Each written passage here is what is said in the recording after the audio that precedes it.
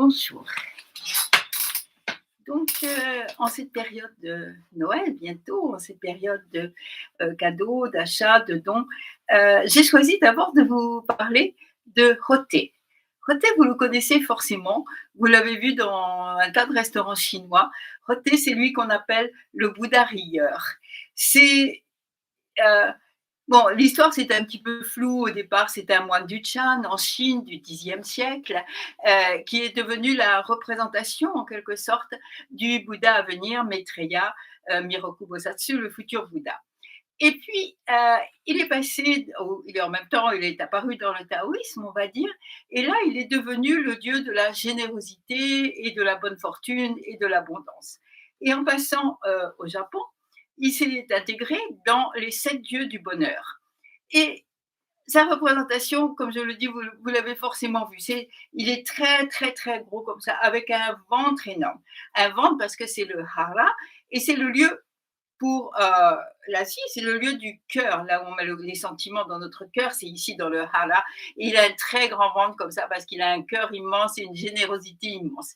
Il est comme un moine, lui, il a le crâne rasé, il a des grands lobes d'oreilles, lui, parce que les lobes d'oreilles, c'est la sagesse, donc il a des longs lobes d'oreilles, un bâton et un gros sac.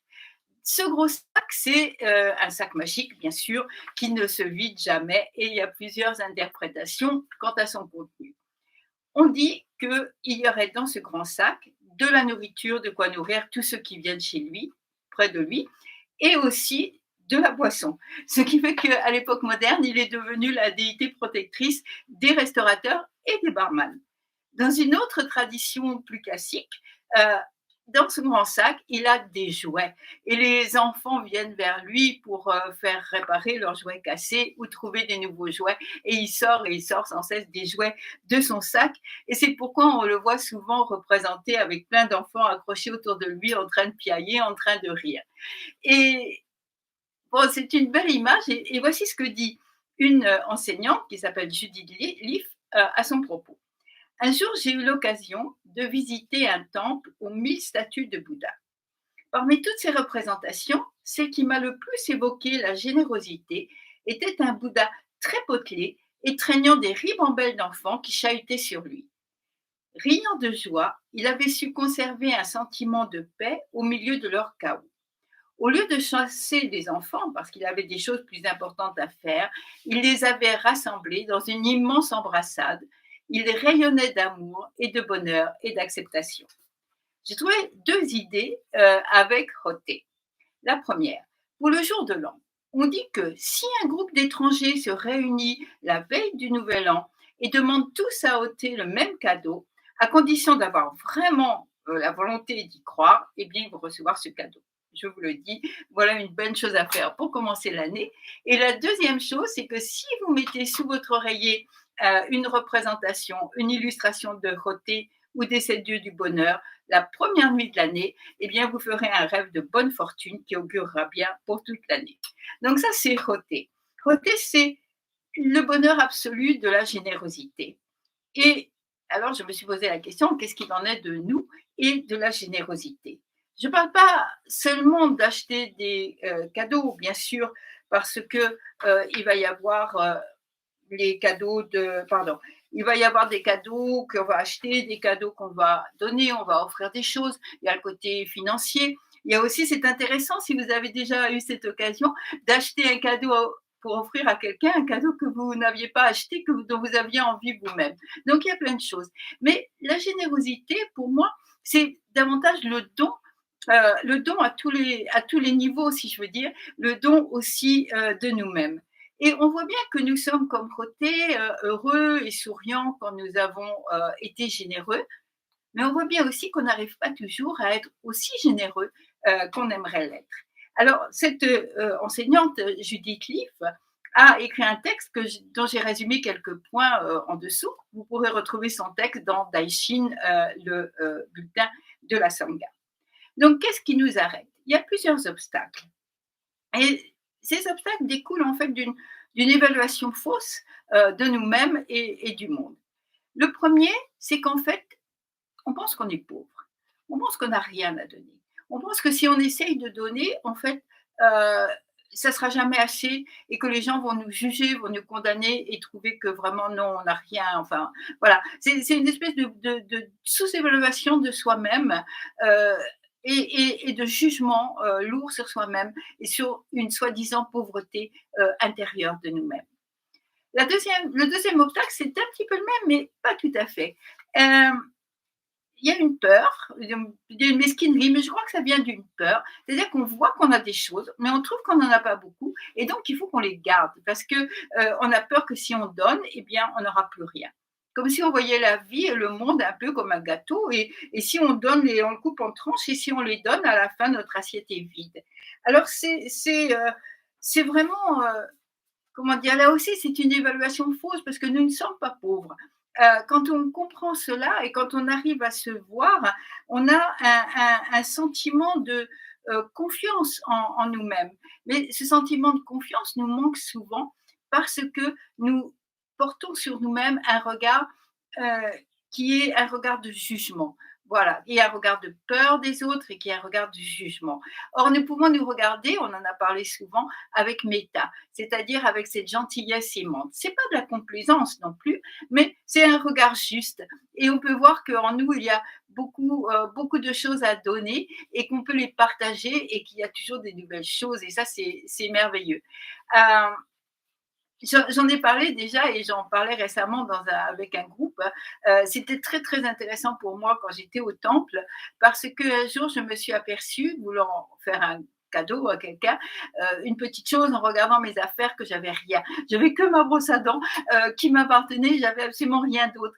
Et à ce moment-là, c'était important de trouver qu'est-ce que je peux donner.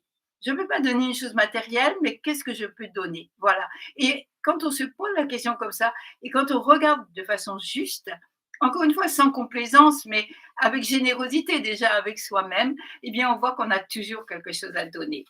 Le troisième obstacle, qui est peut-être le plus difficile à traverser, c'est l'enfermement. En fait, on est tellement enfermé en nous-mêmes, dans nos pensées, dans nos projets, dans nos inquiétudes, dans nos etc., qu'on ne voit pas les gens autour. Littéralement, on ne les voit pas.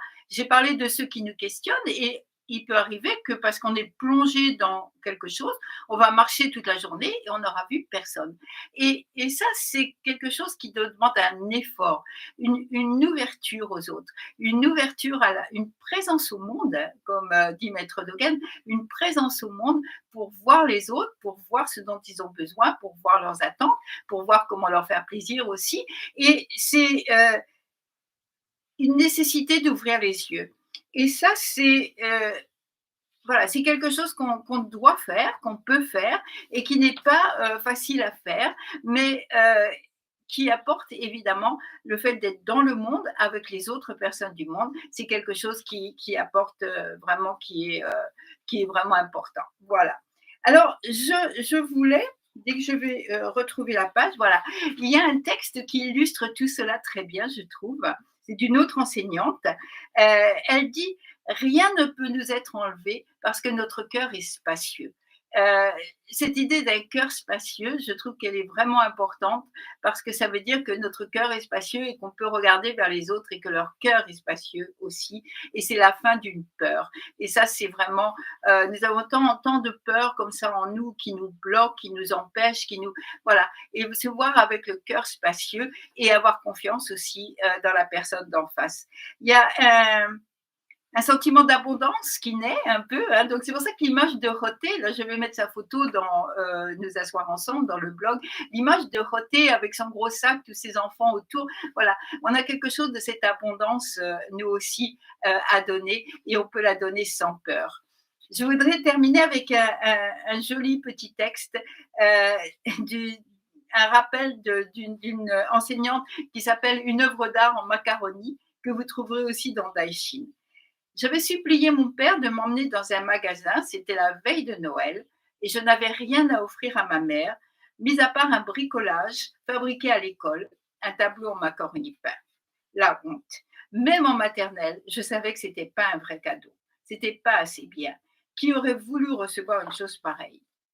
Quand j'y repense, dit-elle, je ressens encore tout le jugement et la honte de l'enfant de 5 ans que j'étais. Alors mon père m'a emmenée au magasin du coin et j'ai cassé ma tirelire pour acheter un set de sous-verres en plastique. Quelque temps plus tard, un jour où ma mère nettoyait sous mon lit, elle a trouvé le tableau en macaroni que j'y avais caché. Elle me l'a montré d'un air interrogateur. Aujourd'hui, je sais qu'elle a ressenti ce brusque élan de tendresse pour son enfant blessé. Les dons les plus profonds sont ceux qui ne répondent à aucune norme. Ils n'ont rien de formidable ni de grandiose. Au contraire, ils sont sans intérêt et ordinaires. Parfois, ils ressemblent davantage à des échecs qu'à des cadeaux. Mais peu importe, ils portent en eux l'essence précieuse de la vraie nature de la vie, à savoir l'amour. L'enseignement du Zen nous dit, entre la personne qui donne, la personne qui reçoit et la chose donnée, il n'y a pas de séparation. Il nous dit que la générosité va au-delà des apparences. Il n'y a rien qui nous sépare, rien qui définisse la substance d'un don. Tout est vide et parfait tel qu'il est.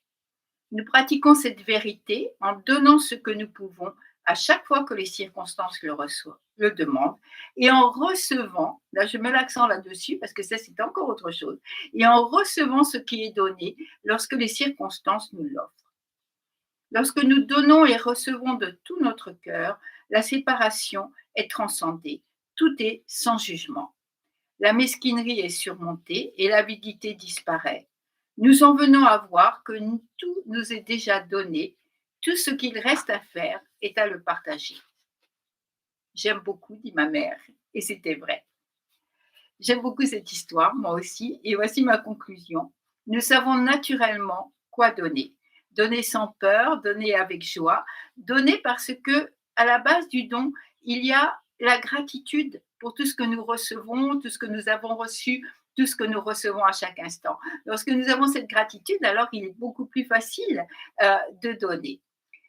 Pour terminer, dans un sutra, le Bouddha dit « Si les êtres connaissaient comme je les connais, les résultats du don et du partage, même s'il s'agissait de leur dernière bouchée, ils ne mangeraient pas sans avoir partagé, s'il y avait quelqu'un avec qui partager leur don. » Voilà, ceci m'a semblé un bon sujet de réflexion pour les fêtes de fin d'année. Et maintenant, nous allons partager le don du Dharma à travers les refuges et les préceptes et les 4 vœux.